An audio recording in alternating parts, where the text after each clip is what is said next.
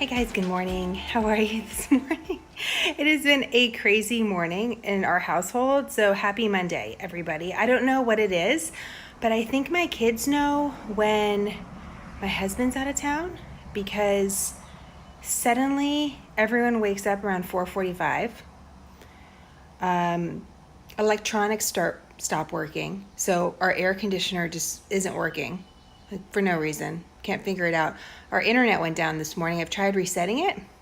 I'm actually surprised to be talking to you right now. I have one kid with strep throat. I'm sorry. I mean, these are first world problems, right? These are not big problems, but I mean, sometimes I just wonder. My parents are actually coming in from California today, and they're going to be with me for the week, which is going to be really nice. So hopefully things will quiet down. I don't know how my parents are going to feel with the lack of air conditioning. Since it's about 90 degrees here yesterday. So, okay, wish me luck on that. Great news is that we actually have some really good stories that should start off your week in the right direction. And I'm sure you saw a few of them on our site already, but just want to highlight two of them in particular. Yesterday was a really special day in Sutherland Springs, Texas. That's the site of one of the deadliest shootings in American history. 20 people died, 26 people died, 20 were injured in this terrible shooting that took place in November of 2017. But yesterday, the church reopened in a new building. And one of the things that they did is they took the bell from the former church and placed it in a new bell tower in this small town in Texas. And that bell tower is now the highest spot in the town. And the reason why they did that is they think that regardless of this horrible situation, that what transpired shows God's glory. And they wanted, when you look at their town, they wanted you to be able to see that bell tower and to hear that bell tower. And so it just is such a story of American resilience, and what a phenomenal perspective. We used a quote from one of the survivors on our website today. If you go to smarternews.com and follow the card to our source page, I placed a public radio interview with some of the survivors. The reporter did a phenomenal job. And it's about 3 minutes. It's worth a listen. It will really inspire you and just remind you about how, from darkness there can be such light. So I think that's a great way to start off the week. So definitely check that out if you can. You've also probably seen this story we posted on our site as well about this billionaire that gave a commencement address at Morehouse College.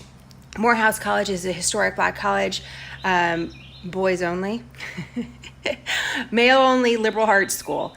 And Robert Smith, who is a billionaire, one of the richest men in America, was giving a commencement address. All the inspirational things that you expect, but then announced that he was going to pay off the student loans, develop a grant to pay off the student loans for the graduating class, which is amazing.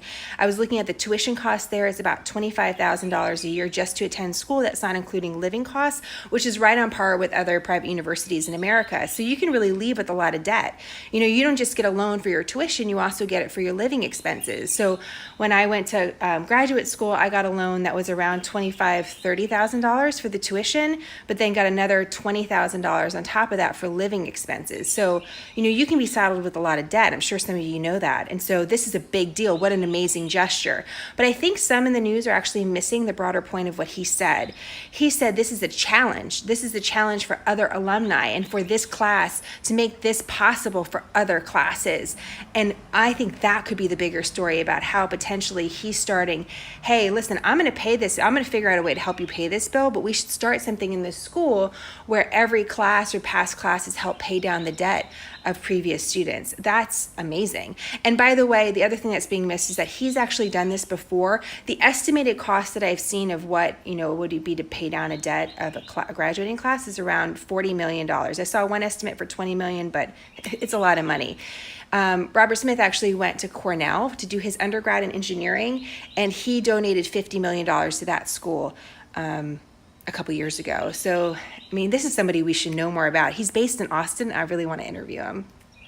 So I'm going to try to make that happen. But also an incredible story. So an incredible story of a successful billionaire doing something equally incredible. Another great way to start your week. Okay, two serious stories I think you should know about. One, you're going to see news of a explosion at our embassy in Baghdad. Now, this is the same embassy that was evacuated last week. Non-emergency personnel were evacuated. At this time, there's still a question of who fired the rocket, what's really going on in Iraq. But remember, the tensions with Iran remain really high. And here's the context that's missing from some of the news. Our consulate in Basra, which is western Iraq, oil-rich part of Iraq, closer to Iran, it was evacuated in September. And it was evacuated in part because of violence in the streets. It was evacuated in part because rockets were fired at our consulate there. So this has been happening before. It's getting a lot of attention because of the heightened exchange of words between Iran and America and a couple other things, actions that are taking place.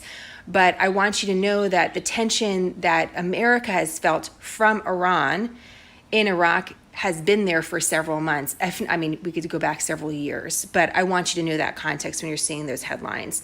So it's something you should know about. And then finally, here's a story that I think is so crucial to all of us. I mean, if you go to the grocery store, which all of us do, right?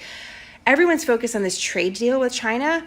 Really important. Two largest economies in the world negotiating trade terms. Let's see what's happening here, right? Has sweeping effects for the entire globe. Well, there is a disease that's affecting the pigs in China, the pork crop, if you will, in China, and an estimated 200 million pigs could die from this disease. Now, that is more than our quote unquote crop of pork here in America. So that's so many. And what now is being anticipated by industry watchers is higher meat prices overall for everybody. Even though this would be affecting the pork industry, it cuts down supply in the global market. People look for other different meat to fill that need, and overall prices could go up. And here we are at the beginning of summer. Yes, some of these prices are priced in, sort of like oil futures. The prices of food are priced in, but sometimes these stories have a life of their own, and prices can go up. So for a consumer, that can be passed on to you, and it's something I think you should know about. So that's a story like news you can use.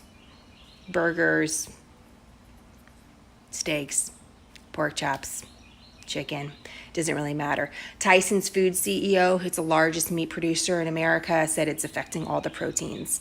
So I don't know how much room you got in your freezer, but maybe it's something to look at. I don't know. Something to check out. Okay, guys, have a great day. We'll continue to look at some big stories on the website for tomorrow and the rest of the week. Email us info@smarternews.com. Direct message us on social media. I'm going to go back into my house and make sure that everything is still standing. Okay. Have a great day, guys. I'll talk to you later.